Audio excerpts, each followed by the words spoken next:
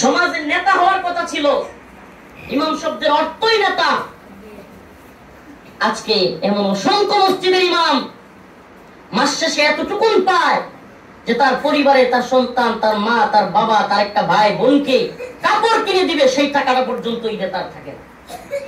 সারা মাস কষ্ট করে, সারা বছর এখানে থাকে, নামাজের জন্য, তারাবির জন্য না। নামাজের জন্য, তারাবির জন্য যদি থাকতো তাহলে সে ফরজিয়াত আদায় করতে হলে সে অন্য মসজিদেও করতে পারতো। মসজিদে আইসা প্রত্যেক ফরজ নামাজ এখানে পড়া ফরজ বলেন না? ফরজ নাকি সে চাইলেই অন্য মসজিদে পড়তে পারতো, নাকি সে চাইলেই মাঝে মাঝে বাড়িতেও পড়তে পারতো? কিন্তু যাকে আপনি দায়িত্ব দিলেন, এখানে বসায় রাখলেন, তাকে তো এখানে আসতেই হয়।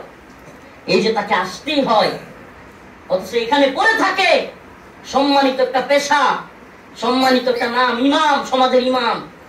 অথচ মাসটা গেলে, ঈদ আসলে সে যে তার ঘরে কয়েকজনের জন্য কাপড় কিনবে, ভালো করে একটু বাজার করবে, অর্থনৈতিক এতটুকু অবস্থা আমরা করে দিতে পারি না।